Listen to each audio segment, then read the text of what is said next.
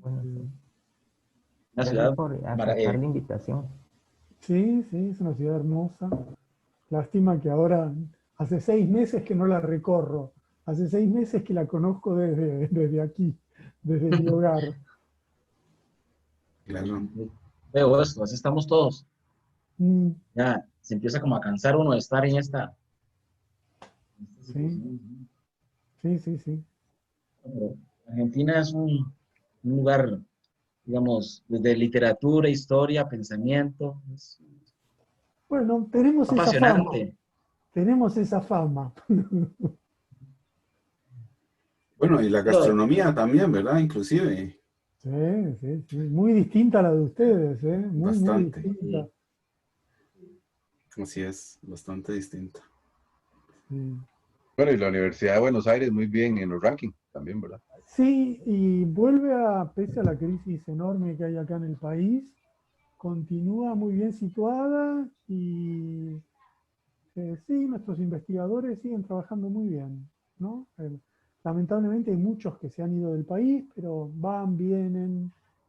eh, pero sí, la universidad mantiene una vida intelectual muy activa. Es un centro de pensamiento acá muy influyente en la vida argentina.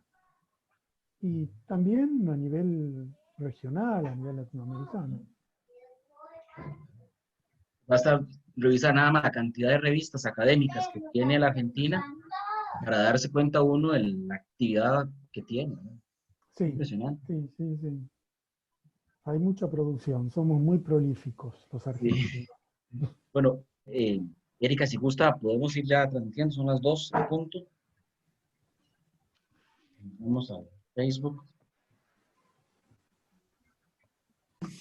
Deme un segundito nada más para terminar de sincronizar el Facebook y tal vez en un segundo arrancamos. Excelente, Erika. Gracias.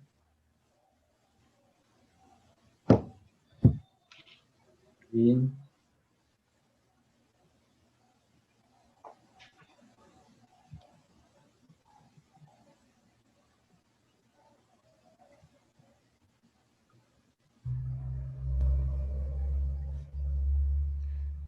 Doctor Claudio, y los profesores que nos acompañan, los que estamos acá y otros que nos siguen en Facebook, somos la gran mayoría de la sección de filosofía.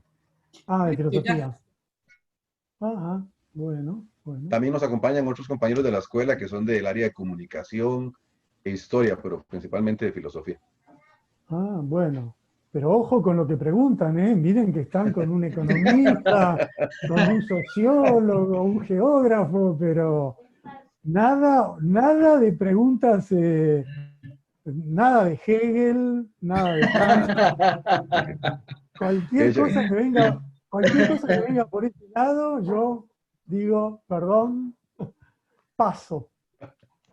que ella que se lo dijo a Andrés, porque ya. Sí, sí. Sí, sí. Aquí tenemos en la escuela de filosofía hay un hegeliano que es argentino, que es Fragomeno, Roberto Fragomeno, me parece que fue. Ajá. Sí, sí, pues tenemos por ahí esa. No, bueno, exportamos hegelianos. Argentina exporta todas las variantes, absolutamente todas las variantes del pensamiento.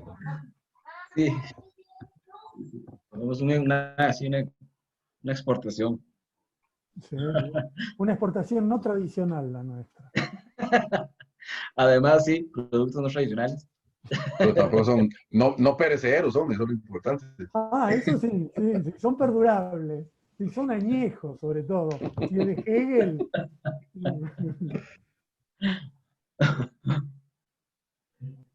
Sí, muy bueno, eso está muy bien. Estamos listos. ¿Listos? ¿Ya estamos al aire? No. Exactamente. Bueno, muy buenas tardes a todos y a todas las personas que nos siguen vía Facebook Live o algunas personas nos van a seguir por acá por el Zoom, pero principalmente por la transmisión de Facebook Live.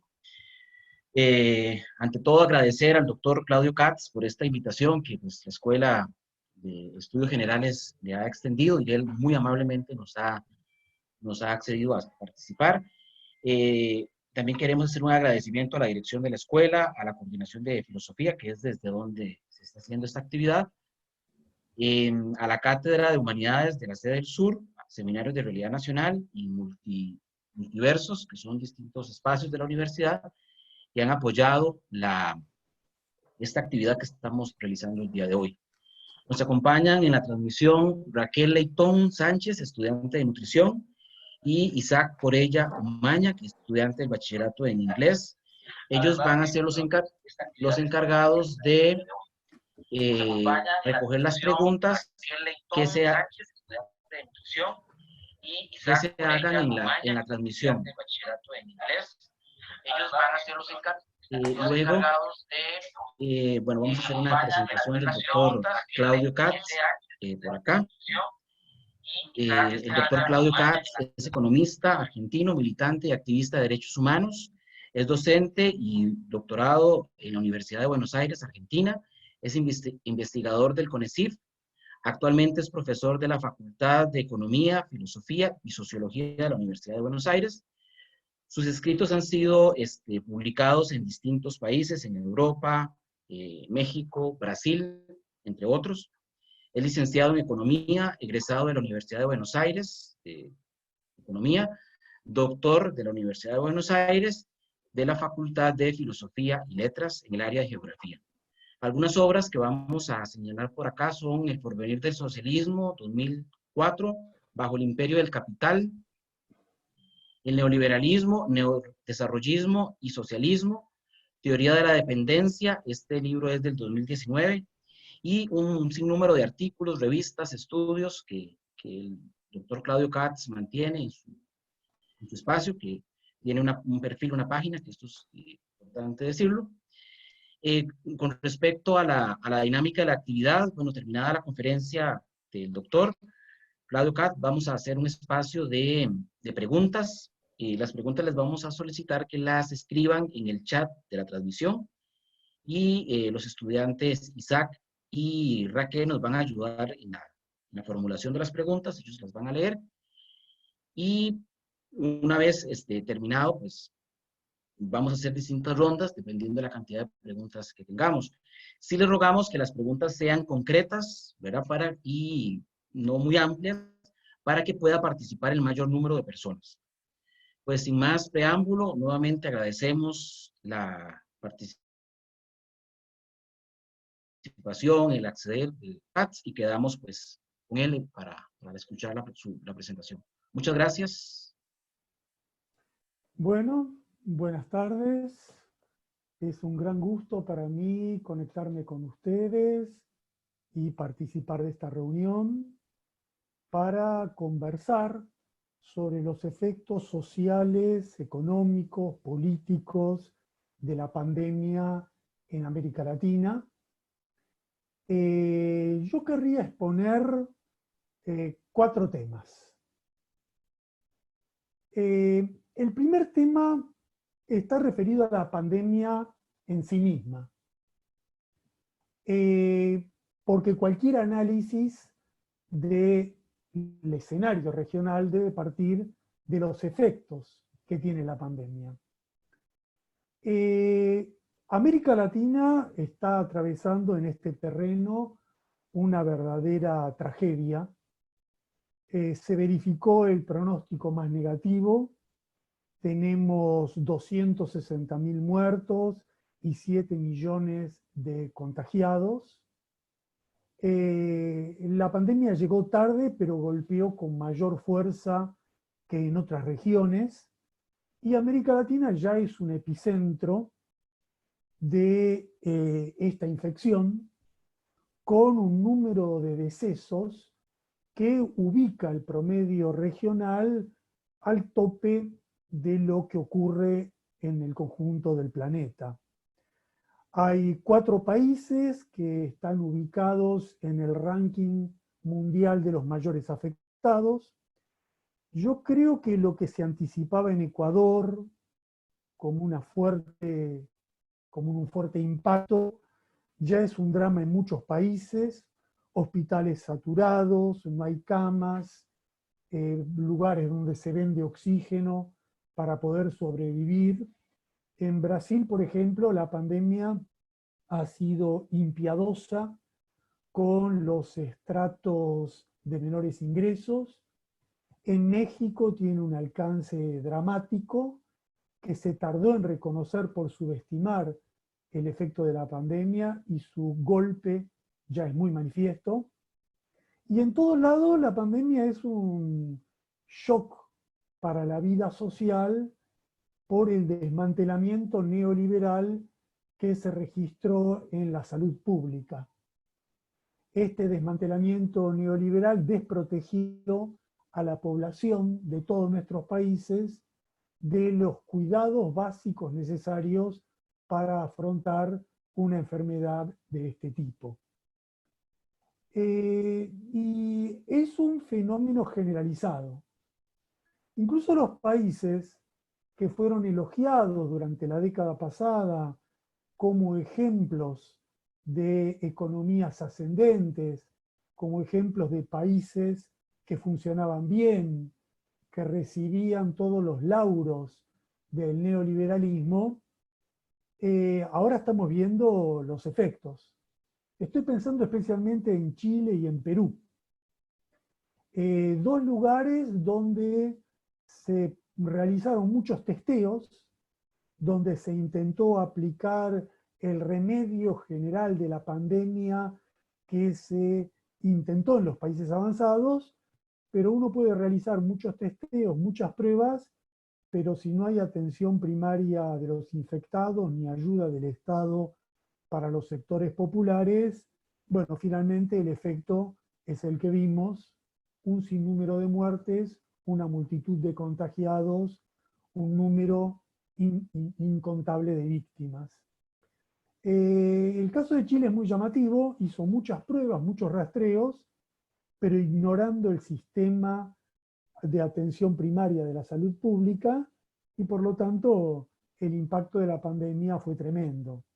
El caso de Perú es más dramático, porque Perú intentó una cuarentena adelantada, una cuarentena muy prolongada, para intentar controlar el fenómeno de entrada, y es uno de los países más golpeados, porque no hay cuarentena ni adelantada ni prolongada que sirve en un país donde el desmantelamiento de la salud pública es atroz, donde hubo una tasa de crecimiento muy elevada en la década pasada, pero un abandono de la salud pública que es mayúsculo, y la gente tuvo que salir al primer día, salir a poder subsistir, porque no hubo ninguna protección del Estado para las mayorías populares, y esa continuidad de la actividad desperdigó el COVID por todos lados,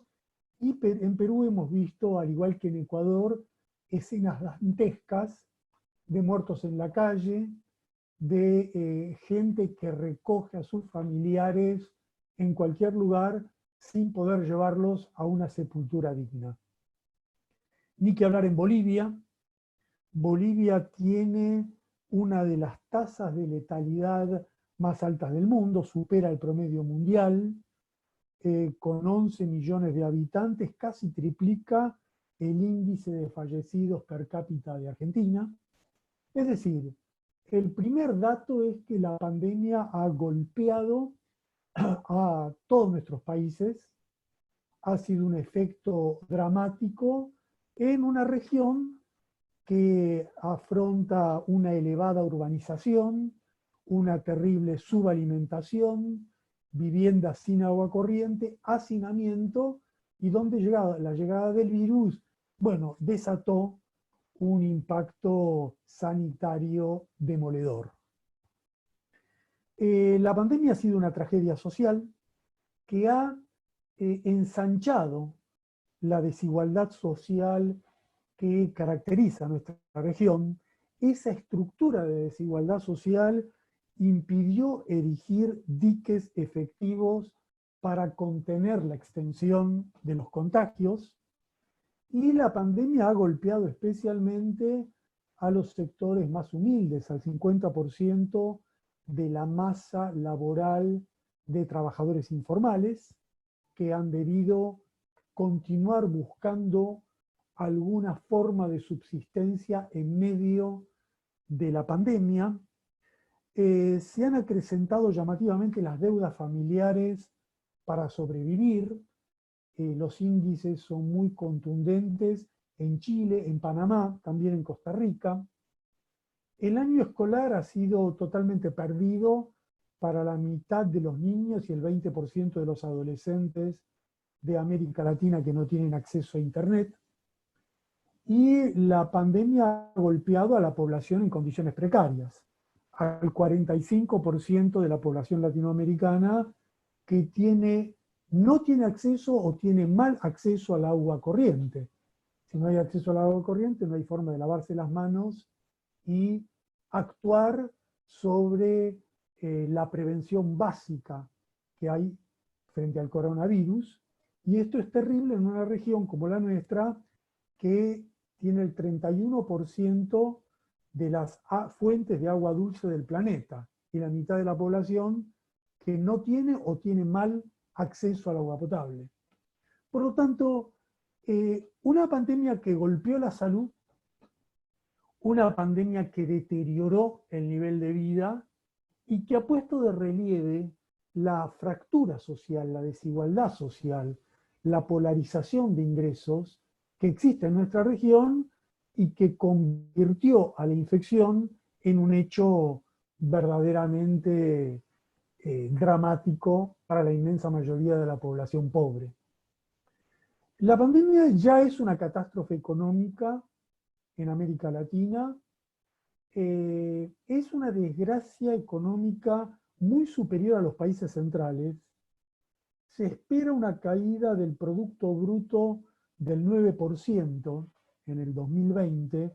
Es una cifra que se fue ajustando para arriba a medida que pasaron los meses. Al principio se esperaba solo una caída del 5%, ahora es del 9%, y probablemente va a duplicar el promedio de caída en las economías desarrolladas.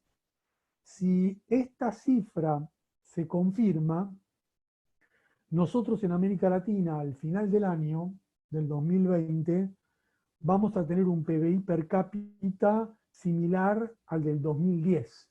Es decir, vamos a volver a registrar una década perdida en la economía de la región. Y si uno ve las cifras que ha propagado la CEPAL de pronósticos económicos, son cifras aterradoras.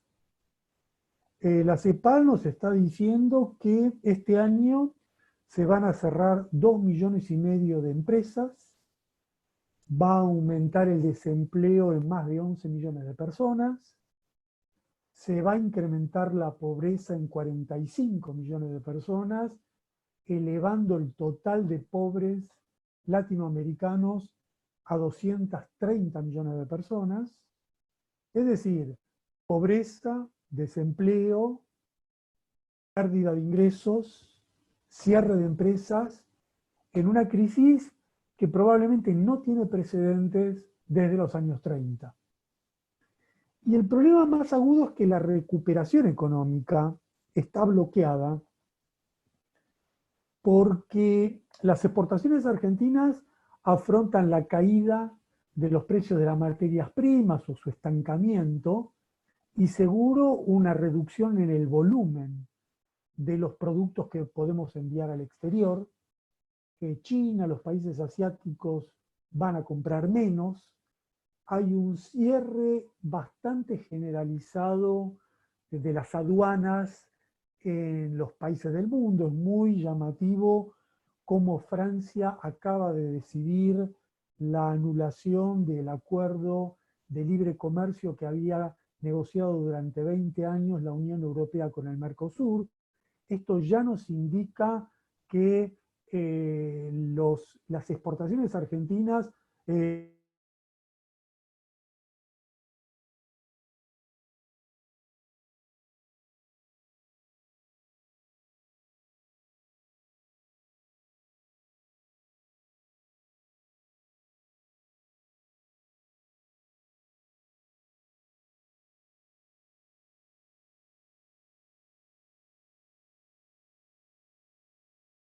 para el mediano plazo, cuando hay que pagar esas deudas. Hay una imagen muy fantasiosa sobre el Fondo Monetario, que es presentado como un organismo ahora sensible y preocupado por los dramas latinoamericanos. El FMI, en realidad, como ya ocurrió en el año 2008, está mostrando un discurso benevolente en la crisis, pero ya sabemos, por lo ocurrido en la década pasada, que cuando concluye la crisis, bueno, se olvidan de todos sus discursos de benevolencia y solidaridad y exigen más ajuste. Por lo tanto, en el plano económico estamos viendo una crisis de una envergadura gigantesca en toda la región, sin excepción en ningún caso, en el plano comercial, en el plano financiero, en el plano del ingreso de las divisas por la retracción del turismo, también por el corte de las remesas, por las dificultades en las exportaciones de bienes industriales, en las cadenas globales de valor, a los cuales especialmente Centroamérica está enlazada en los escalones más bajos. Por lo tanto, un escenario económico que en síntesis podríamos decir que agrava todos los problemas estructurales del capitalismo dependiente latinoamericano.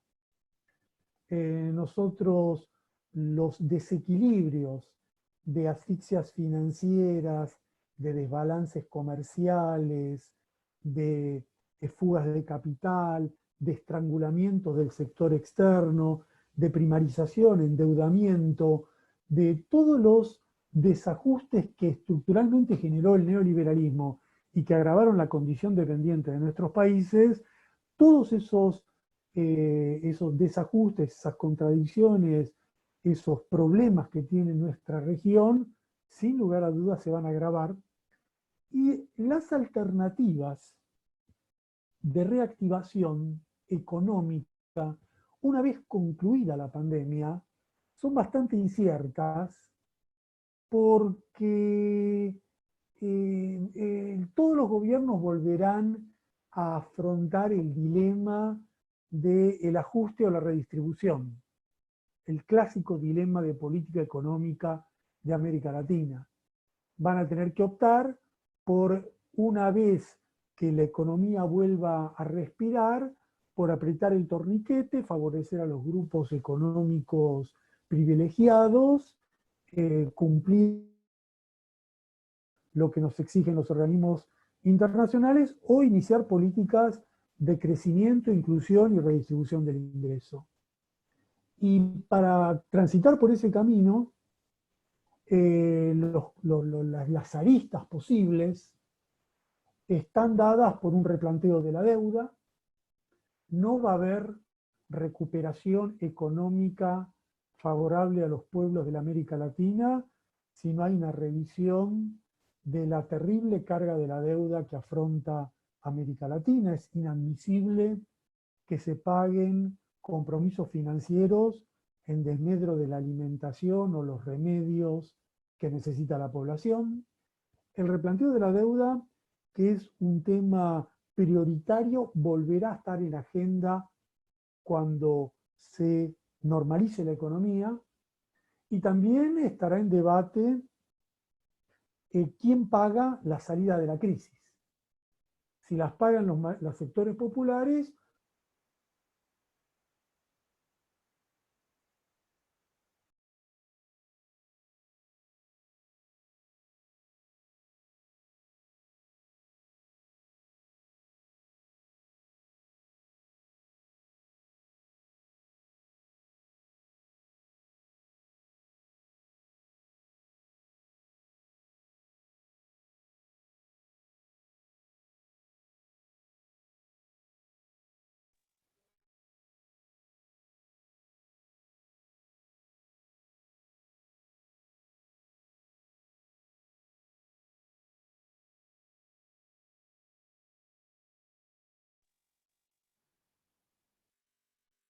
Creo que hay un problema ahí. de conexión, ¿verdad? Correcto, profe. Vamos a esperar un momentito para que nos vamos a conectar. Entonces vamos a hacer un... Ya. Muy bien. Está apagado el audio. Listo, ya estamos de nuevo. ¿Ya estamos de nuevo? Bueno, hay que prepararse Sí. así. Son los cortes argentinos estos, cortes argentinos para el mundo. Entonces, estaba señalando que con un impuesto a las grandes fortunas podríamos imaginar un futuro económico de otro tipo, donde la carga de la recuperación económica se distribuya no entre las masas populares que sufren los efectos de la pandemia, sino sobre un grupo de pequeño, muy pequeño, de grandes acaudalados que continuaron aumentando sus fortunas. Por ejemplo, en plena pandemia, los principales multimillonarios latinoamericanos incrementaron sus fortunas en 48.200 millones de dólares. Y esto vale para Galperín, Saverín, Horst Paulmann, para las grandes figuras de las riquezas latinoamericanas. Revisión de la deuda, un impuesto a las grandes fortunas, una renta básica indispensable para que los programas económicos, los socorros que hacen los estados, no sean fondos que el fisco entrega a los grandes grupos económicos, sino que sean fondos públicos cuyo destinatario principal es el pueblo, son las mayorías de nuestra región. Por lo tanto, este es el primer tema. Conclusión del primer tema, la pandemia nos golpea fuerte, incrementa la desigualdad social, exige un replanteo económico muy severo en un escenario de catástrofe con pocos antecedentes y tenemos que prever cuáles van a ser las alternativas a futuro basadas en políticas económicas de nuestros gobiernos en un contexto donde América Latina tendrá muy cerradas las puertas en el mundo para encontrar una salida al escenario actual. Segundo tema. En el plano más político, nuestra región afronta la pandemia en un contexto de renovada agresión imperial. Vemos cómo Trump ha desarrollado una política exterior basada en recuperar poder estadounidense, exhibiendo fuerza, blandiendo amenazas, reafirmando la idea de la doctrina Monroe, según la cual América Latina es el patio trasero de los Estados Unidos. Trump ha buscado contener la expansión comercial de su gran rival, que es China, en la región, y ha buscado por todos los medios estrechar el margen de autonomía que América Latina consiguió en la década pasada. Por eso reforzó las bases militares en Colombia y por eso desarrolló un acoso permanente sobre Venezuela con la evidente intención de recuperar el manejo imperial de la principal reserva petrolera de nuestra región, y por eso, desde la farsa de la ayuda humanitaria hasta todos los complots posibles, hasta una guerra eléctrica, hasta la autoproclamación de Guaidó, bueno, no le faltó nada. La buena noticia es que no logró lo que buscaba.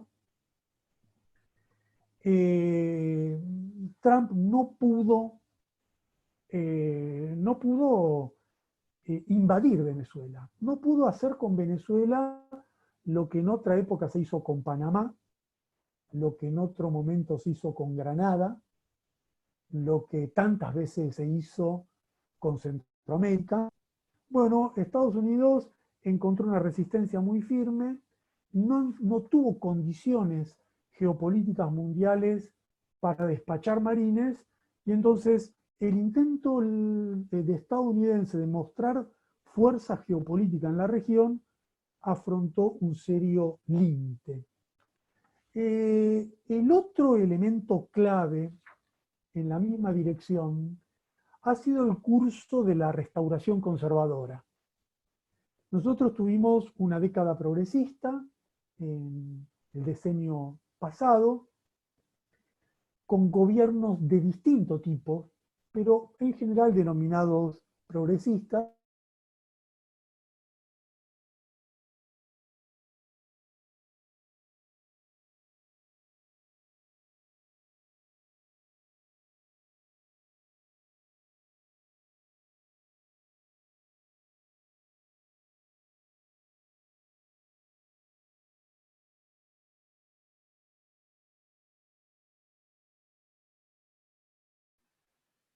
Se volvió a pegar la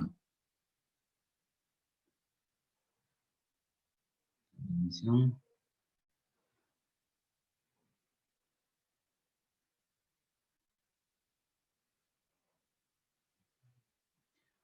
Vamos a esperar que regrese.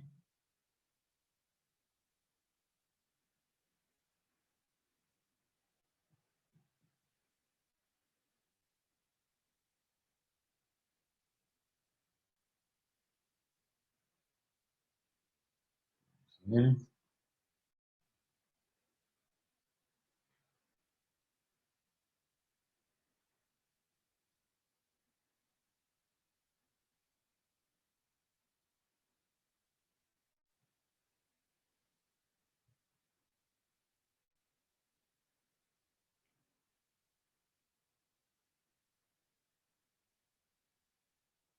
Perfecto.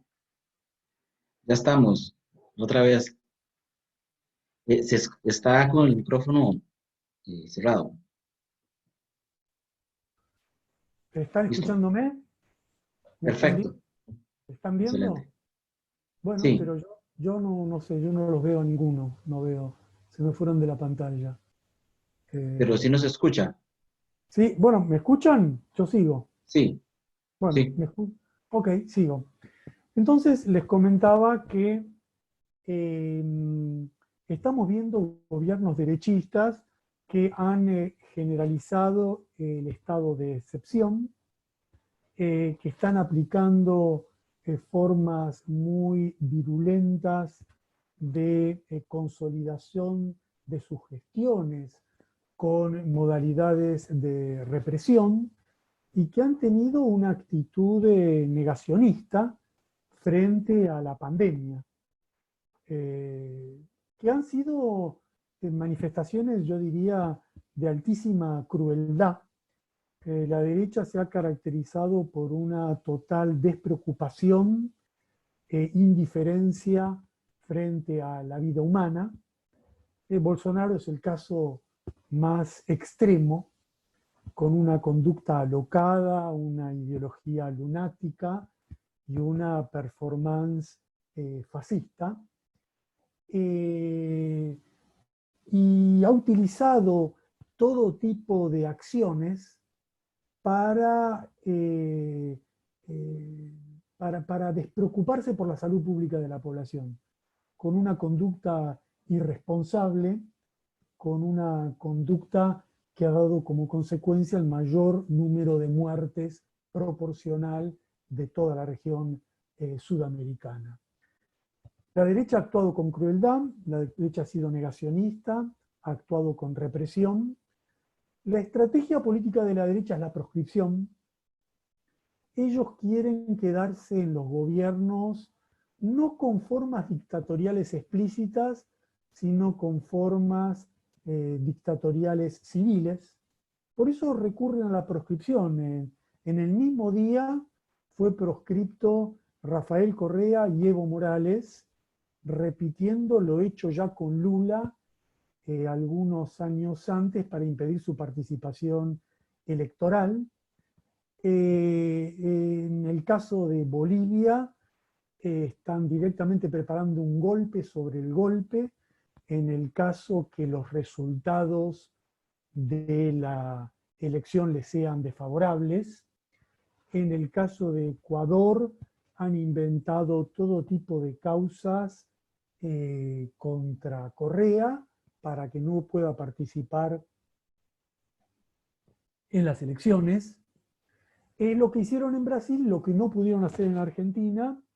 Las derechas latinoamericanas tienen corrientes duras y corrientes más moderadas, pero en los dos casos golpean juntos en los momentos decisivos bajo la agenda que les fijan los medios de comunicación, que actúan definiendo la política general de los sectores conservadores en América Latina y con un propósito social de imponer una agenda de continuidad del neoliberalismo, una estrategia de shock en el periodo de pospandemia, cuando el socorro fiscal del Estado desaparezca y vuelva la necesidad de un recorte del gasto público, una cirugía social. Bueno, ahí nuevamente la derecha buscará más militarización, utilizará los sistemas de vigilancia informática que ha desarrollado, extenderá el ensayo general de precarización laboral que hizo con el teletrabajo. Esa es la política y la intención de la derecha en América Latina, al igual que ocurre en el caso de Trump. La buena noticia es que también la derecha afronta fuertes crisis y problemas de liderazgo. Menciono solamente el caso de Colombia, donde Uribe por primera vez tiene una detención domiciliaria. Es un caso parecido a lo que vimos en Perú en los años 80, con Fujimori, donde los propios sectores conservadores toman distancia de un personaje nefasto como Uribe, demostrando que no hay cohesión en la derecha a la hora de definir una estrategia. En Ecuador, Lenín Moreno está en un tobogán descendente. En Bolivia, Áñez ha tenido que renunciar a su proyecto de presentarse como candidata a presidente. En Venezuela se ha producido una fractura entre el sector más golpista de Guaidó y el sector más negociador de Capriles, demostrando que allí también hay fractura. Por lo tanto, en el plano político, lo que vemos es un intento de la derecha de afianzar la restauración conservadora y muchas dificultades de la derecha para sostener este programa. Tercer tema. Antes del tercer tema, ¿me están escuchando? Sí, perfecto. ¿Me están viendo? También, perfecto. Ah, ustedes me ven. Bueno, macanudo, después vamos a hacer para que yo los pueda ver también a ustedes. Sigo. Tercer tema. Bueno, el tercer tema es la respuesta popular. El tercer tema es tener en cuenta que el neoliberalismo no se extinguirá solo. Hay una ilusión, que ya la vimos en el año 2008, 2009, una ingenua creencia que en un momento de gran crisis el propio sistema pone un resguardo de modalidades de capitalismo más incluyente, de gestión estatal más regulada, de políticas económicas más contemplativas, es decir, de menos neoliberalismo. Hay una ilusión que las propias élites gobernantes de nuestros países, en un momento de crisis, abandonan el neoliberalismo por alguna modalidad un poco más atemperada. Bueno, esto no va a ocurrir. No va a ocurrir por la propia voluntad de las clases dominantes. El neoliberalismo no va a desaparecer por el fracaso que ha tenido en todos sus experimentos. Solamente la lucha popular, la protesta, la acción de las mayorías sociales permitirá poner fin a esta pesadilla que representa el neoliberalismo. Si es por ellos mismos, ellos van a buscar una nueva fórmula, probablemente una doctrina de shock, probablemente formas de retro-neoliberalismo, modalidades novedosas, pero tan nefastas como las que conocemos, y la única forma de contener eso es con una resistencia popular que se avisoraba con fuerza en el año 2019, que estaba dando lugar a movimientos muy importantes, Haití, Colombia, Honduras, Chile. Bueno, vino la pandemia y la pandemia generó un efecto muy negativo, produjo una desmovilización importante. Es evidente que la pandemia nos impide manifestar, nos impide las asambleas, afecta las movilizaciones. Por lo tanto, le ha dado un respiro a los grupos dominantes. Pero yo creo que también es interesante observar cómo la resistencia popular está reapareciendo con fuerza. Es el caso de Chile. En Chile se han conseguido ya éxitos importantes de ciertas leyes, de cierto manejo de los fondos de pensión, y ahora veremos lo que ocurre en el plebiscito. El mes que viene, un plebiscito lleno de trampas que le permite a las minorías congelar cambios en el proyecto constituyente, pero vamos a ver cuál es el resultado de este plebiscito y cómo el plebiscito empalma con formas de resistencia que han sido perdurables y consistentes en amplios sectores de la juventud. En Bolivia también hay datos interesantes. Los golpistas esperaban permanecer en el poder de por vida, no tenían ninguna intención de convocar elecciones. Sin embargo, hubo bloqueos en las rutas, reapareció el movimiento sindical, hubo 12 días de grandes marchas en todos los circuitos del país, y finalmente los golpistas tuvieron que aceptar la convocatoria de elecciones. Veremos qué pasa en las elecciones. Ojo con ellos. Si el resultado no les es favorable, van a intentar un golpe dentro del golpe. Si no les es favorable, probablemente intenten hasta la secesión del país. Es una derecha muy cavernícola. En Colombia también hemos visto la semana pasada cómo la represión generó una respuesta popular importante. Por lo tanto, vamos a ver un escenario muy definitorio, yo diría, en los meses de octubre y de noviembre, donde va a haber 4 eventos electorales: Chile, proyectando un poco más, ¿no?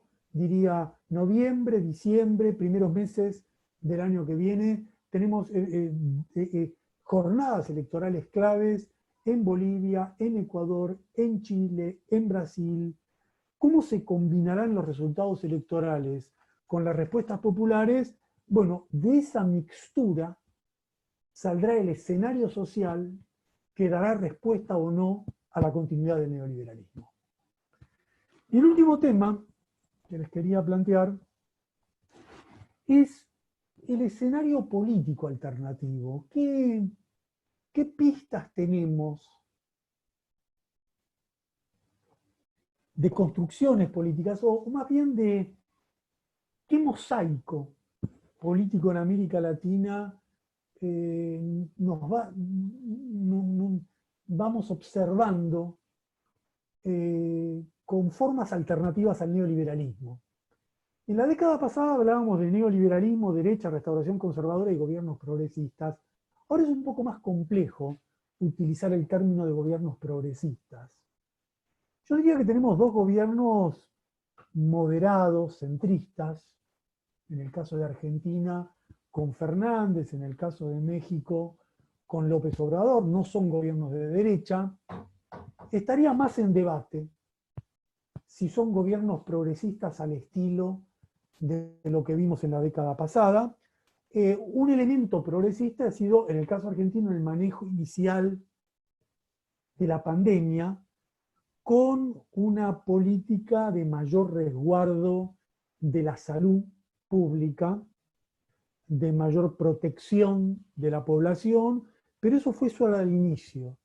En la segunda fase de la pandemia hemos visto como ante una presión muy fuerte de la derecha, el gobierno no ha encontrado respuestas y finalmente todo lo articulado para garantizar un sistema público que proteja a la población con normas de resguardo sanitario se va erosionando y los niveles de contagios, letalidad y fallecimientos en Argentina empiezan a trepar y a empezar a emparentarse con lo que ocurre en el resto de la región. Lo mismo en el plano económico. Es un gobierno muy vacilante que intentó algunas medidas interesantes, por ejemplo, de manejo estatal del comercio exterior de granos, de aceites, en torno a una empresa emblemática, Vicentín, que se esperaba pasar a manos del Estado. Finalmente, ante la presión de gobiernos de sectores conservadores, se abandonó esta idea. La misma vacilación en la deuda. Finalmente se hizo un arreglo de la deuda que iba a ser un respiro inmediato y un problema a mediano plazo, pero ni siquiera es un respiro inmediato y ya tenemos nuevamente presiones cambiarias y turbulencias muy negativas. Bueno, quizás salga una ley de impuesto a las grandes fortunas, que va a ser la primera ley en América Latina, y en ese sentido un dato muy provisorio, pero veremos si esa ley llega o si llegó tarde. Si llega tarde para cambiar un escenario, un clima político que se está tornando muy, muy negativo en la Argentina. Y lo mismo yo diría en el caso de México, donde siempre es una de cal y una de arena. Siempre hay alguna medida del gobierno que contemple demandas democráticas o demandas sociales y al mismo tiempo suscribir el acuerdo de libre comercio con Estados Unidos, visitar a Trump, aceptar la militarización de la lucha contra el narcotráfico. Gobiernos que tienen políticas exteriores ambivalentes. Yo diría que acá la gran novedad sería que tenemos gobiernos que no son tan progresistas como los anteriores, pero tenemos una derecha que ataca con mayor virulencia que a los gobiernos progresistas. Que lo que tenemos es una derecha latinoamericana que se ha lanzado a una acción mediática y la novedad callejera para crear agendas sumamente conservadoras, sumamente reaccionarias. Y lo hacen no solo usando los medios de comunicación, sino usando la presión de sectores de clase media empobrecidos que intenta movilizarlos contra otros sectores empobrecidos, en una especie de guerra de pobres contra pobres, utilizando en general el gravísimo problema de la delincuencia y haciendo demagogia punitiva en torno al tema de la delincuencia. La buena noticia es que esta derecha está afrontando resistencias. Estamos en un escenario en disputa. Seguimos en un escenario en disputa en América Latina. Hay dos buenas noticias. Una buena noticia es que Venezuela resiste, con muchas dificultades y con un escenario económico-social interno verdaderamente dramático. Pero si a ese escenario económico-social interno le sumáramos una ocupación militar estadounidense, bueno, el combo sería total. Y yo creo que tenemos que valorar entre los latinoamericanos que Venezuela no sea Irak, no sea Siria, no sea Libia, o no sea Granada, Panamá, no sea un lugar invadido por tropas extranjeras y convertido en un escenario bélico de matanzas y de sangre, ¿no? Tenemos que valorar que se ha logrado contener ese peligro por el momento. Y tenemos que valorar, y concluyo con esto, también tenemos que valorar el papel de Cuba. no solo por todo lo que significa Cuba, sino por el rol de Cuba en la pandemia. Cuba tiene los índices de mortalidad más baja de la región, tiene un manejo, una gestión muy acertada, cotidiana de la pandemia, la ha logrado manejar. Es el primer país subdesarrollado que ha logrado poner en fase 2 un ensayo de vacuna, la vacuna Soberana 01, y está el ejemplo de los médicos cubanos que han prestado servicios en 60 países del mundo, que ya tienen una gran experiencia en cómo actuar frente a situaciones extremas, que en mi opinión yo suscribí la carta de quienes proponen que se les otorgue a los médicos cubanos el Premio Nobel de la Paz. Me parece que en una pandemia donde no ha habido acciones solidarias, donde lo que ha primado es el egoísmo, lo que ha primado es cómo yo le robo vacunas a mi vecino, cómo le impido que le lleguen los testeos, cómo acaparo remedios. Bueno, las acciones de solidaridad, que han sido pocas, deben ser valoradas. Y bueno, es algo que los latinoamericanos creo que podemos enorgullecernos, pero está abierto, está el escenario abierto, el escenario es una batalla popular contra el neoliberalismo, en la cual jugaremos nuestro futuro, y esto servirá para que muchos reflexionemos también sobre el sistema.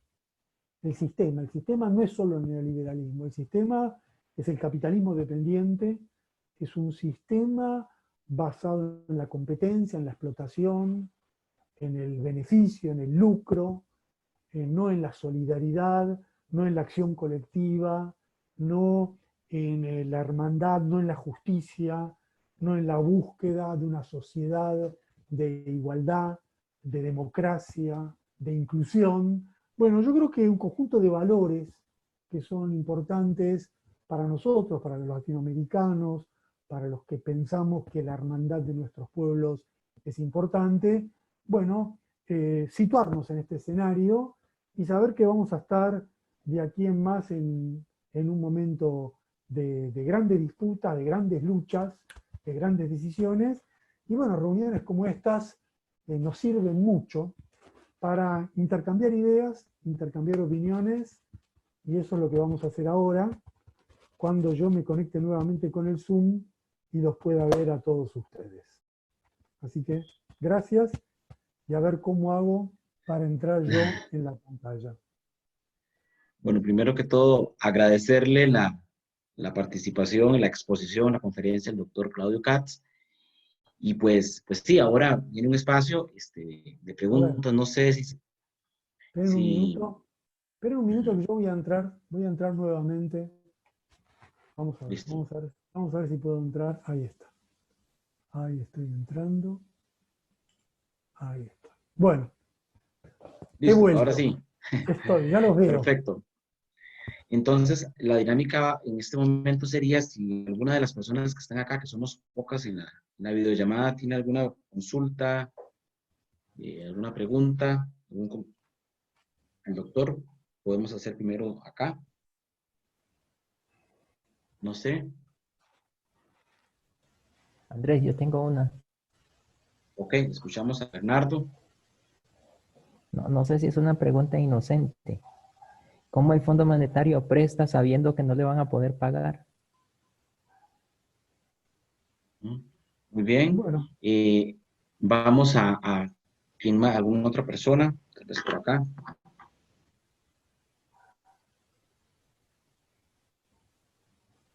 o bueno, voy Si no, respondiendo esta. nadie. Voy respondiendo esta Ujú. pregunta. Listo. Bueno, tu pregunta puede ser inocente, pero el Fondo Monetario no es inocente. Sí, claro. Ellos saben lo que hacen, ¿no? Fíjate que el caso más demostrativo, más ilustrativo de lo que hace el Fondo Monetario es el caso de Argentina. Ellos, bajo el gobierno de Macri, le prestaron al gobierno de Macri 45.000 millones de dólares, sabiendo que Macri no solo no se los iba a poder pagar, sino que ese dinero que ellos le prestaban a la Argentina era un dinero que no ingresaba a la Argentina, no servía para construir puentes, escuelas, usinas. Era un dinero que entraba y salía inmediatamente como una fuga de capital. La Argentina nunca recibió los 45.000 millones de dólares que le entregó el Fondo Monetario. El Fondo Monetario sabía que eso ocurría, lo estaba viendo. ¿Y por qué lo hacía? Bueno, en primer lugar lo hacía por una razón política. El Fondo Monetario con Trump esperaban, apostaban a la reelección de Macri. Entonces le otorgaban todo el dinero al que era su candidato para que tuviera fondos para financiar su campaña electoral. Sabiendo que si Macri ganaba las elecciones, una vez en el sillón presidencial, iba a cumplir con todo lo que el Fondo Monetario le pidiera, que a su vez no es lo que el Fondo Monetario solamente quiere, sino lo que quieren todas las empresas que trabajan con el Fondo Monetario. Bueno, beneficios impositivos, beneficios de negocios, beneficios de todo tipo, que Macri se los iba a asegurar como retribución al préstamo que ellos le daban. Bueno, el resultado fue que Macri perdió las elecciones. Entonces, ahora la Argentina debe 45.000 millones de dólares, el fondo le va a hacer pagar a la Argentina los 45.000 millones de dólares en una operación política que no tuvo nada de inocencia, que fue completamente meditada y premeditada. Al fondo no le interesa tanto que le paguen, no ese es el objetivo central. El fondo lo que busca es tener encadenado a los países, por eso les presta. Sabe que el país, una vez que recibe el crédito, no va a poder pagar. Entonces viene una emisión del Fondo Monetario y dice, bueno, tú no puedes pagar, renegociemos tu deuda. Y la renegociación de la deuda incluye un conjunto de cláusulas que el Parlamento debe aprobar. Y esas cláusulas suponen en general lo que se llaman las reformas. Esas reformas son reforma previsional, reforma laboral, flexibilización de los salarios, reducción del gasto social, privatizaciones. Y todo eso el país se ve forzado a realizar por el efecto de la presión que ejerce el Fondo Monetario al tener al país encadenado a una deuda.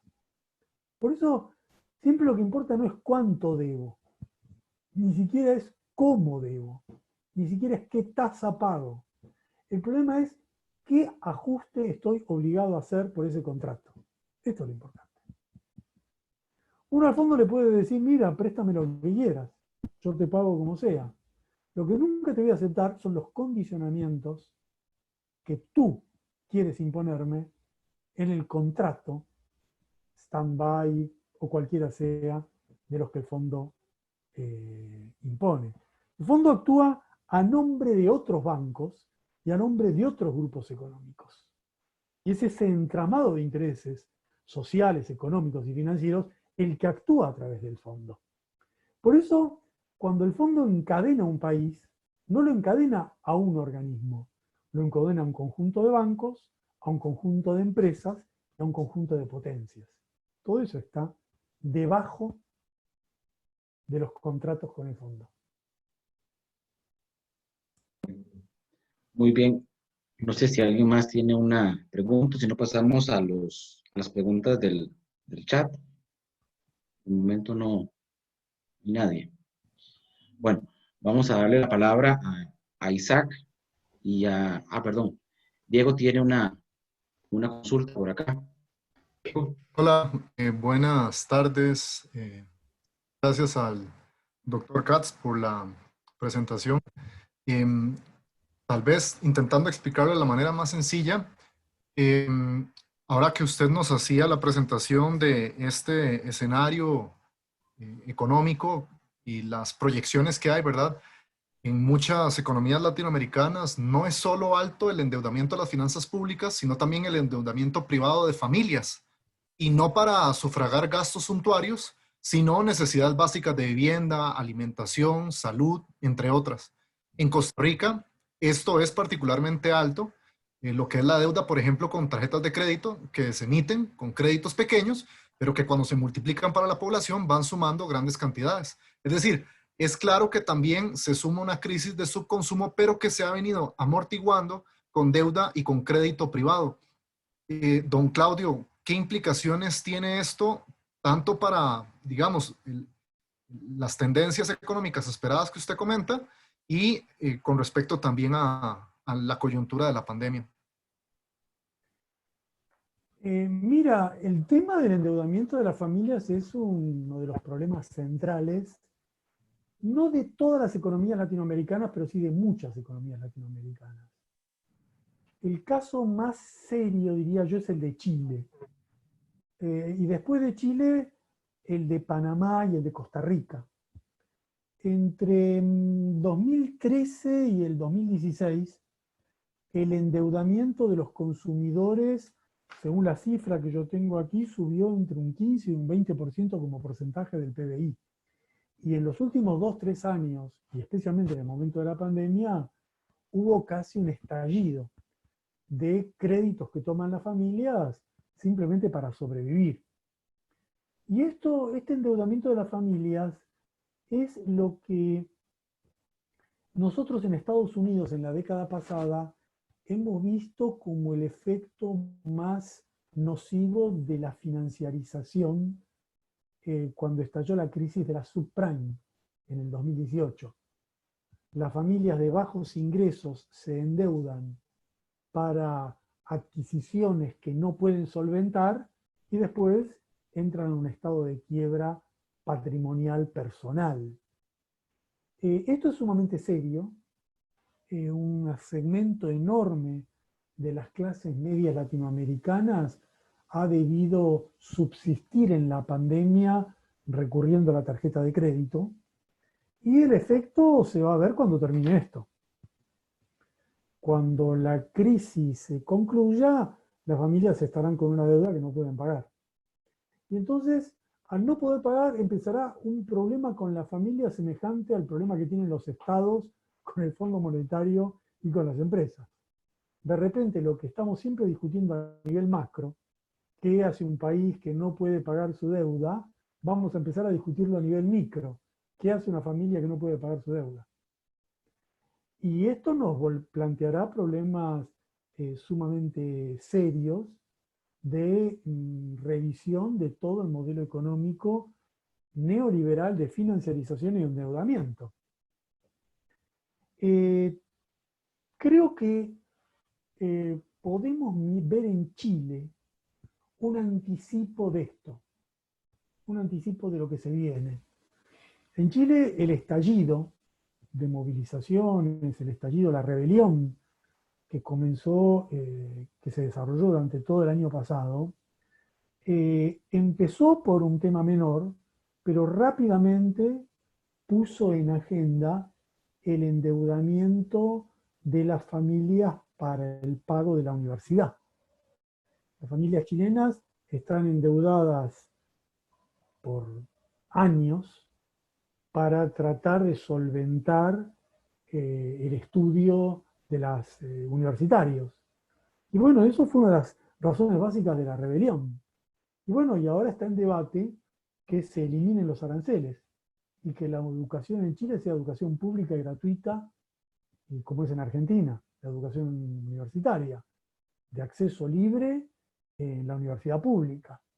Y algo parecido va a ocurrir en otros planos del endeudamiento. Las familias tendrán que discutir con los bancos qué es esa deuda, quién es el responsable de esa deuda. Y ahí los estados tendrán un papel clave y las organizaciones de familias endeudadas que reclamen una moratoria de su deuda, una revisión de su deuda, una renegociación de su deuda, tomando en cuenta el papel de los estados que han socorrido a los grandes grupos económicos con gastos enormes, pero no a las pequeñas familias, será uno de los temas claves. Este tema de la deuda de las familias va a ser el tema clave de muchas economías latinoamericanas cuando concluya la pandemia. Muchas gracias. Vamos ahora sí a darle la palabra a Isaac y a Raquel para que ellos nos lean las preguntas que han recogido del chat. Entonces vamos a escucharlos y tal vez hacemos unas 3, 4 preguntas y luego esperamos. Profe, perdón, ¿Sí? las preguntas son muy pocas y en su mayoría son amplias, entonces pensábamos hacer de 2 en 2 o de una en una. No importa. Perfecto. Sí, de 2 en 2 puede ser. Perfecto. Listo. De acuerdo, doctor. La primera pregunta la hace Angel Martínez y ella pregunta que si habrán posibles datos que no se suelen oír y que han afectado grandemente la economía, sociedad y política a nivel centroamericano o mundial.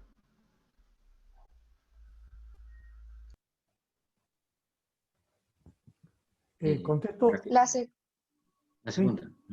La segunda es de Manuel Jiménez y dice, ¿cuál sería el mejor aprendizaje que la sociedad y en general el mundo puede obtener de esta pandemia dentro de toda la catástrofe económica, política y sanitaria?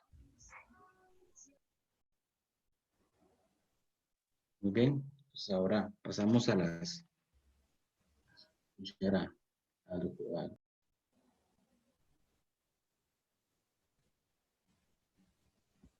¿Contesto?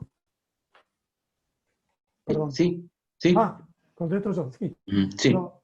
Bueno, los datos generales que tenemos de lo que ha ocurrido en la economía bajo la pandemia son datos, yo diría, sorprendentes por su magnitud. El semestre que ha atravesado la economía mundial es un semestre que tiene pocos precedentes, yo diría, en la historia contemporánea, ¿no? Es una crisis de un alcance, de una envergadura poco vista. Estoy justamente acá revisando los números, por la magnitud del colapso que hemos visto, ¿no? Probablemente muchos economistas piensan que ha sido a nivel global el peor semestre desde que existen estadísticas, porque supera lo ocurrido en la crisis del 30. Y lo más complejo es que no sabemos a nivel mundial cómo va a ser la recuperación. Hay 2 escenarios que se están discutiendo. No sabemos si vamos a empezar una recuperación sostenida o si vamos a mantenernos en una crisis prolongada. Lo que parecía una recuperación asiática importante se está atenuando porque no se expande hacia Europa y Estados Unidos. En China comenzó la recuperación, pero es una recuperación muy leve y no se proyecta sobre Estados Unidos y Europa y mucho menos sobre América Latina. En América Latina todavía la recuperación ni se avisora. Estamos en plena crisis. El problema más grave se correlaciona con la segunda pregunta, que es la evolución de la pandemia. Porque teníamos toda la impresión de que la pandemia iba a ser mucho más corta, iba a durar un periodo breve y no se iba a extender de esta forma.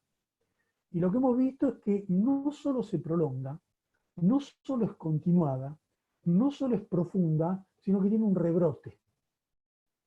Y ahora estamos viendo el rebrote de la pandemia en Europa después de la primera ola. Estamos viendo la segunda ola en Italia, en España, en Francia, en Inglaterra, en Israel. Entonces, esta segunda ola ya nos está anticipando una pandemia más perdurable y que nos induce a seguir discutiendo la crisis de la pandemia y no el escenario de la pospandemia. Podemos estar varios meses más así. Y si estamos varios meses más así, la recuperación económica se va a demorar durante mucho tiempo. Todo depende en gran medida hoy de la vacuna. Y la vacuna es como el gran tema. Si aparece la vacuna y se logra vacunar a una porción significativa de la población mundial, bueno, podríamos dejar atrás el drama de la pandemia. Pero la vacuna, tenemos aproximadamente 6 o 7 vacunas, hay ideas, están avanzadas todas, pero al mismo tiempo que están avanzadas todas, ninguna todavía ya ha comenzado a aplicarse, y al mismo tiempo se demora la efectivización concreta de la vacuna por una guerra de vacunas, porque hay una guerra geopolítica y una guerra económica entre laboratorios y empresas por quién saca la primera vacuna y quién logra los mejores contratos con los estados de la vacuna. Y la mitad de las vacunas ya ha sido asegurada por las economías desarrolladas, con lo cual ellos tendrían la vacuna, pero no sabemos si la vamos a tener nosotros. Es decir, también hay competencia y hay guerra de negocios por algo tan básico y necesario como la vacuna. Y entonces voy a la pregunta, ¿no? ¿Qué enseñanzas nos deja esto? Bueno, yo creo que la primera enseñanza es que necesitamos más solidaridad y menos codicia. Necesitamos más acción pública y menos gestión privada. Porque la gestión privada neoliberal de la salud es la que nos llevó a un escenario donde irrumpió la pandemia y no se supo qué hacer. ¿Y por qué no se supo qué hacer? Porque la economía se globalizó, porque la economía transportó a un ritmo desconocido una pandemia que comenzó en China al resto del mundo y el sistema sanitario no se globalizó, porque lo que estaba globalizado eran los negocios. Como estaban globalizados los negocios, la cadena de valor, el turismo, los viajes, pero no el sistema sanitario, no la Organización Mundial de la Salud, no hubo una globalización sanitaria acorde a la globalización económica, no hubo forma de tratar la pandemia. Y esta ausencia de acción pública concertada a nivel mundial es lo que ha generado esta continuidad tan dramática de la pandemia. Por lo tanto, una enseñanza clave es que es necesario un funcionamiento de entes y organismos y pueblos a nivel global que deben tomar en sus manos el manejo del futuro de la sociedad y no dejarlo en manos de grupos económicos que hacen sus negocios y nos generan estos efectos. Yo creo que podemos aprender mucho de los médicos, podemos aprender mucho de la salud pública, podemos aprender mucho de la acción común y solidaria, que es lo que vamos a necesitar en el futuro para afrontar los desafíos que van a ser probablemente mucho más duros y dramáticos que el que hemos experimentado con la pandemia.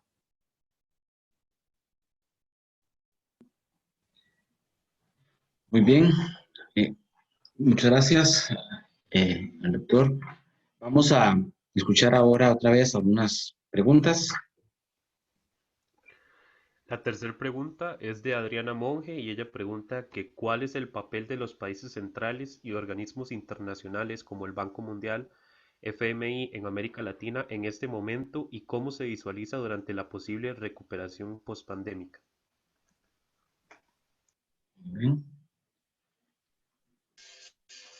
Ok, en la cuarta pregunta, Miguel Ángel Cruz nos dice, Soy consciente del poderío de Estados Unidos y de otras potencias económicas, como países que imponen.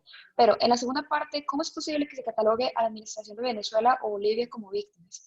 ¿Qué hay sobre la democracia y los DDHH más elementales que son violados descaradamente por Nicolás Maduro?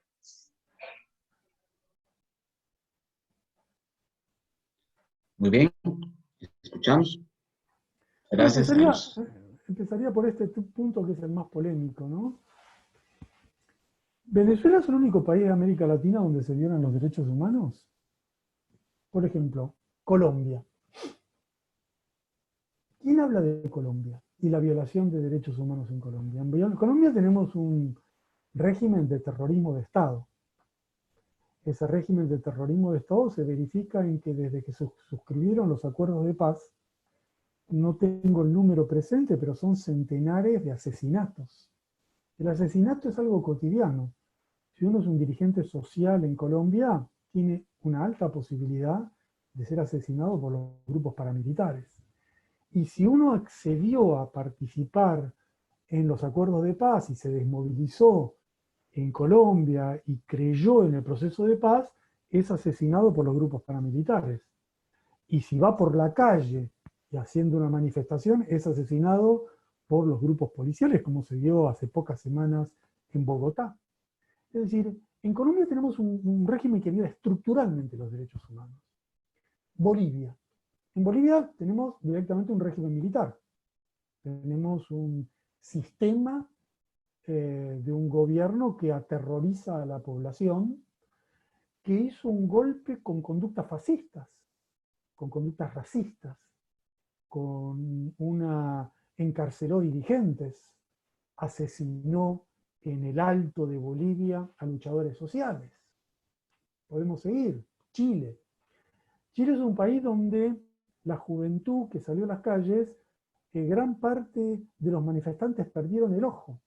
No tengo el número de manifestantes que quedaron ciegos o perdieron un ojo, porque hay un sistema para el cual están adiestrados las tropas del régimen chileno para disparar al ojo y dejar ciego al manifestante. Se lo enseñaron los israelíes que lo practicaron contra los palestinos.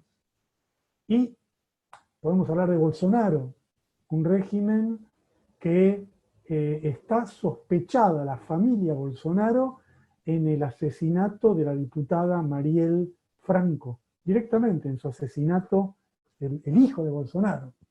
Podría continuar, Paraguay, el asesinato de 2 niñas la semana pasada. ¿A qué voy con esta descripción? América Latina es una región sometida a violaciones de derechos humanos. Sin embargo, en general solo se habla de Venezuela.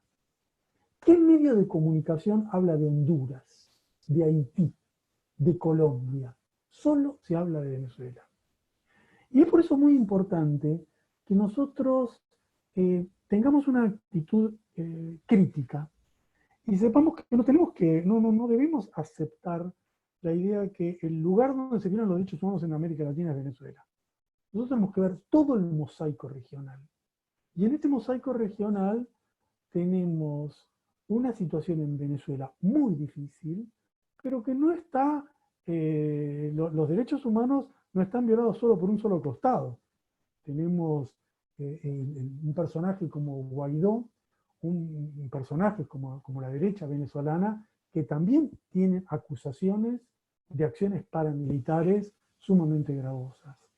Igualmente, yo creo que el principio que tenemos que tener en cuenta es que todos estos dramas latinoamericanos deben ser resueltos por los latinoamericanos.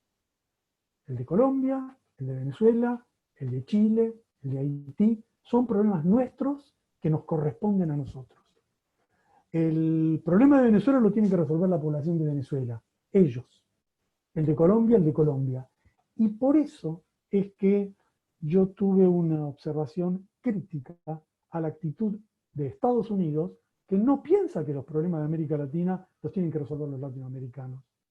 Si Estados Unidos pensara eso, no tendría una base militar desde la actual actúa contra Venezuela, ni enviaría mercenarios escenarios como los detenidos hace pocos meses en las costas de Venezuela, ni organizaría explícitamente acciones de invasión como ya vimos que hizo en Irak, como vimos que hizo en Libia, como hizo en Afganistán, como hace en tantos países. Estados Unidos tiene bases militares en toda la región, tiene un comando sur en Miami y tiene un ministerio de colonias en la OEA para organizar esa acción. Por lo tanto, a la hora de discutir los temas de nuestros países, nuestro principio debe ser la soberanía nacional. Nuestro principio debe ser la emancipación latinoamericana y el derecho de los latinoamericanos a discutir en nuestro terreno. Y concluyo con esto. Habíamos organizado en la década pasada organismos latinoamericanos para discutir entre nosotros conflictos. Recuerdo, por ejemplo, UNASUR.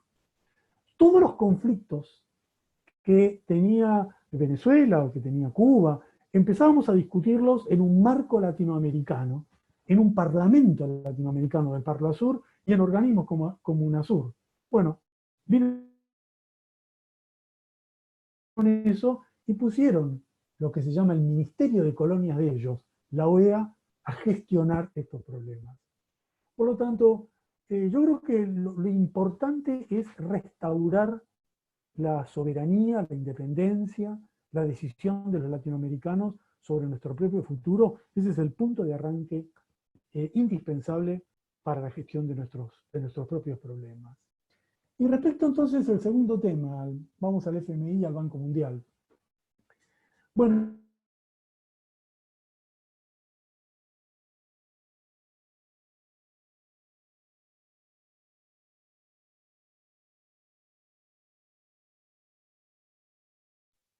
Me parece que hay un problema de conexión nuevamente, entonces vamos a esperar que se restablezca la conexión, vamos a ver.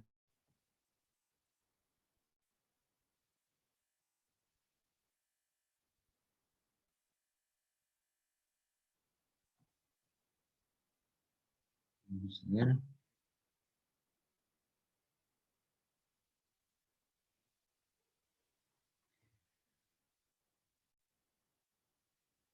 Mientras tanto, agradecemos a todas las personas que nos han expuesto sus ideas, sus preguntas, y les agradecemos también el debate pues, que esto genera, que después es el fin de la actividad, ¿verdad? Entonces, vamos a esperar que Juan Claudio Cat se vuelva a conectar.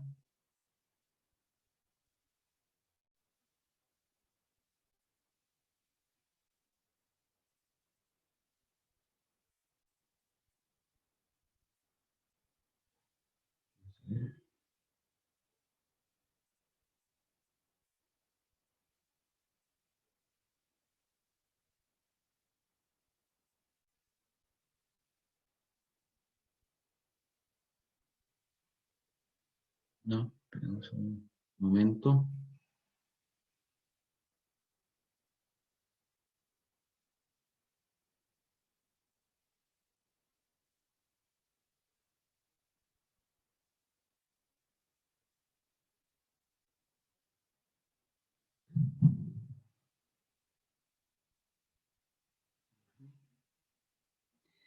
Y nos vamos a dar unos minutos.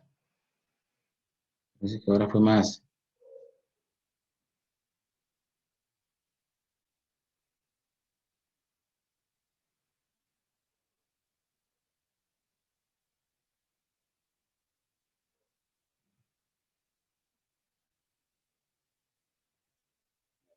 A ver.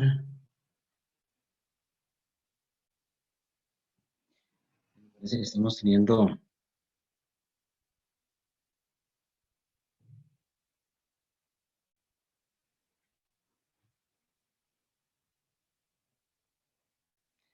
No sé si esperamos un momento más, brother. Si no, Andrés, pues tal vez podemos ir cerrando. Y después le Esperemos agradecemos porque. personalmente al doctor. Vamos a ver, voy a escribirle por acá por otro medio a ver si podemos. Vamos a ver.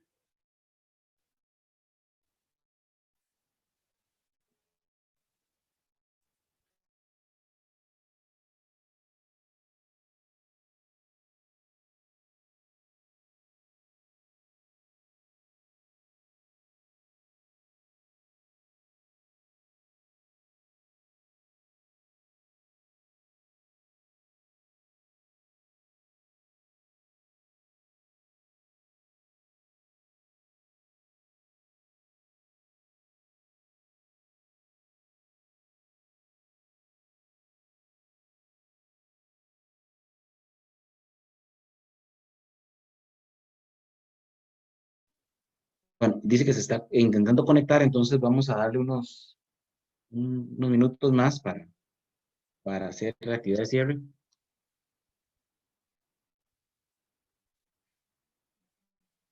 Ujú.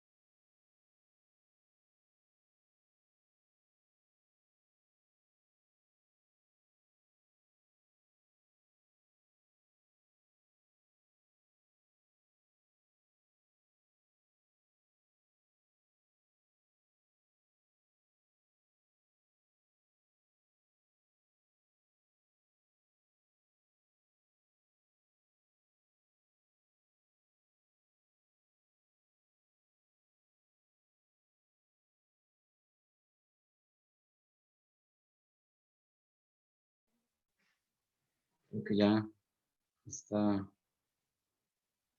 por acá. Vamos a ver. Listo.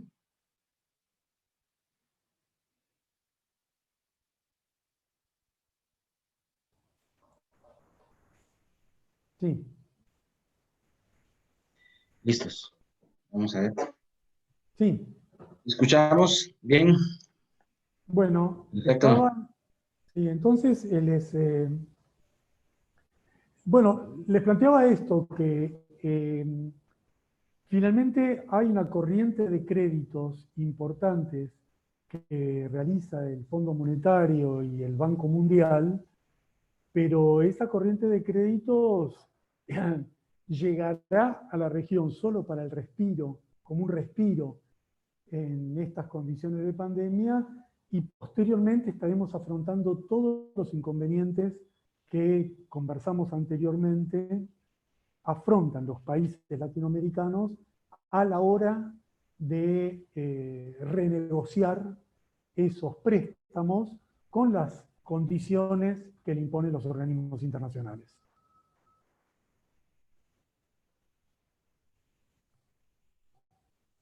¿Se fue de nuevo? Escuchar tal vez. Sí, perfecto. Vamos a escuchar a los estudiantes tal vez cuántas preguntas tendrán por ahí. Todavía quedan varias. A ver.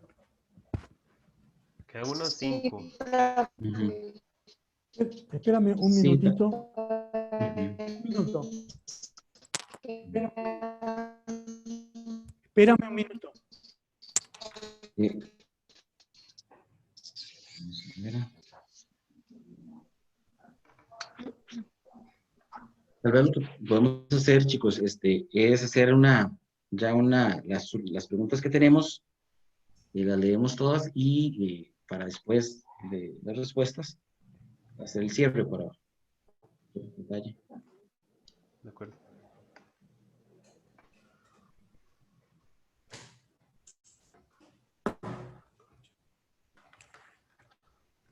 Listo.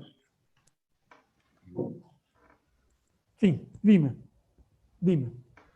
La quinta pregunta la hace Adriana Monge y ella pregunta que si es posible una articulación regional en América Latina frente al cierre de aduanas y zonas de comercio importantes para los diferentes países en su estructura dependiente. La sexta pregunta es ¿cuál ha sido el manejo en general de la pandemia en la Argentina de Fernández? La pregunta la hace Jorge Barrientos Valverde.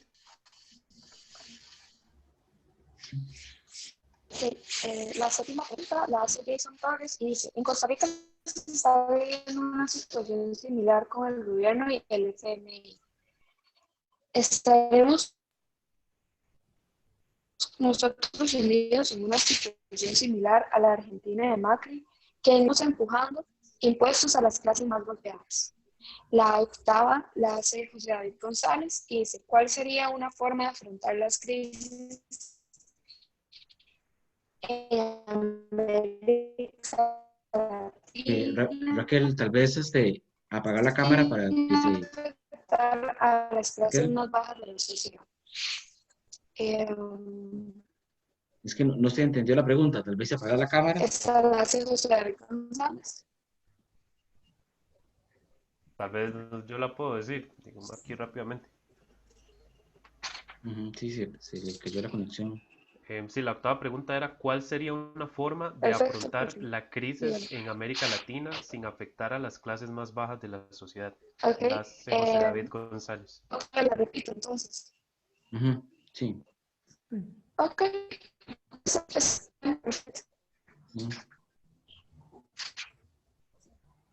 Ya. Bueno, esas serían, chicos, las que tenemos.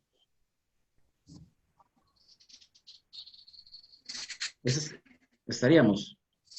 Falta Isaac, una. Faltaría tal vez una sí. de David Castillo, que es, ¿existe espacio para un modelo económico socialista exitoso en algún estado de América Latina bajo Profe, ¿me este escucha? contexto, ¿Sí o no? contando con la presión de Estados Unidos, las instituciones económicas internacionales y sus agencias calificadoras, la globalización de la economía y la Perdón, derechización de las élites locales? perdón, Raquel, es que, muchas gracias, Isaac, es que Raquel se desconectó, se le fue la conexión, tal vez si se vuelve a conectar para hacer el cierre, voy a escribirle. Está bien, entonces terminaríamos con las preguntas, ¿verdad? Correcto. Bien. Bueno, la verdad que entendí de las preguntas solo me llegaron 3 o 4, el resto se perdieron ahí en el camino. Todas apuntan a al mismo sentido, cómo América Latina puede empezar a concebir un proyecto alternativo. Y este proyecto alternativo plantea en primer lugar dilemas en el plano comercial. Como preguntaba una compañera, si podemos estructurar formas regionales de intercambio que nos permitan ensayar modalidades hacia adentro y no modalidades balcanizadas de comercio como existe en la actualidad. Bueno, eso se ha intentado muchas veces y creo que es necesario continuar intentando. Lo hemos intentado en distintos proyectos que han tenido distintos resultados, desde el Mercosur hasta el ALBA, hasta los mercados centroamericanos. Son distintos intentos de articular procesos económicos centrados en lo que produce, fabrica y desarrolla nuestra propia región. Creo que es factible, pero eso implica tener políticas económicas soberanas que no estén determinadas por las exigencias de pautas de libre comercio con Estados Unidos, con Europa, con los países asiáticos. Si las élites de cada una de nuestras regiones jerarquiza sus propios negocios y sus propios intereses en negocios peculiares con ellos, a costa del mercado regional, bueno, el resultado será necesariamente adverso. Y esto se conecta con la pregunta de si tenemos un posible futuro progresista en la región. Se preguntaba si eso podría llegar a tener un cariz socialista. Yo creo que hay que imaginar procesos centrados en cada uno de nuestros países, enlaces de toda la región y proyecciones de América Latina como bloque a nivel internacional. Quizás aquí es muy importante tener en cuenta que estamos en un momento de grandes cambios a escala mundial, donde hay un polo asiático encabezado por China que le ofrece a América Latina la posibilidad de establecer una negociación directa con esa región. Y esa posibilidad de América Latina de establecer una negociación directa con el mundo asiático y especialmente con China, podría modificar radicalmente las posibilidades de desenvolvimiento de nuestra región. Para eso es indispensable mirar hacia allí y es indispensable actuar como bloque hacia allí. China tiene en estos momentos un despliegue de tratados comerciales y de inversiones en América Latina sin precedente, pero están balcanizadas. Cada país desarrolla un tratado de, en general, exportación de bienes básicos y en general, adquisición de bienes manufacturados, cada uno con China. Y eso hace que se replanteen las viejas relaciones de dependencia de nuestra región. Pensar en otro modelo es imaginar una negociación donde todo el bloque latinoamericano negocia con China o con el bloque asiático políticas previamente concertadas en la región. Bueno, hubo muchas de estas ideas en la década pasada. Construir un anillo energético en toda la región, generar un banco del sur en toda la región, construir una reserva cambiaria de toda la región, estructurar modalidades arancelarias compartidas, pero para eso necesitamos un parlamento latinoamericano, necesitamos instituciones latinoamericanas y necesitamos poner un punto final a la subordinación que existe actualmente de gobiernos derechistas al mandato estadounidense.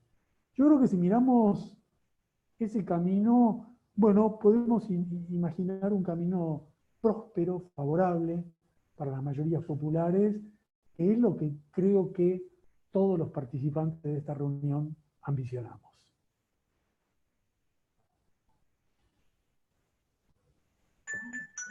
Bueno, vamos a ir concluyendo la actividad. Primero vamos a quedar con el profesor Randall, que es el coordinador de la sección de filosofía, que nos precede aquí, por acá.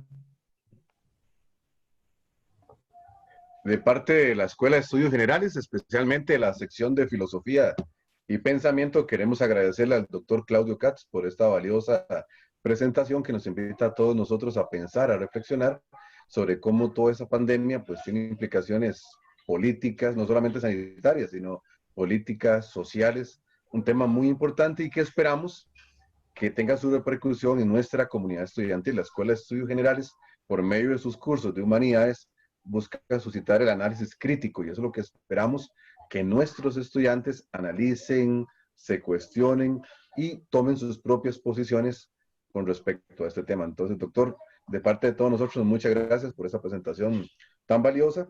También le agradecemos a los docentes que nos han acompañado. Por ahí estuvo Jorge Barrientos, Flor Solano, Dina Espinosa.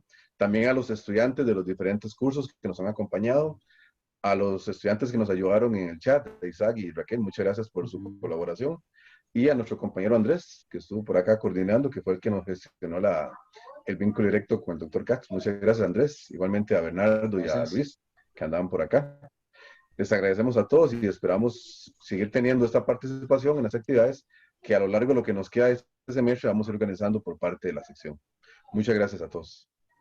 Muchas gracias a todos y esperemos que no sea la última actividad con el doctor Claudio Katz, que podamos tenerlo en otra ocasión por acá. Muchas gracias. Bueno, muchísimas gracias. El gusto ha sido mío y además confirmamos que no hubo, estaba temeroso por las preguntas filosóficas. En cualquier momento llegaban las preguntas. Finalmente, las de Kant y Hegel quedan para la próxima reunión que hagamos. Cuando nos veamos presencialmente.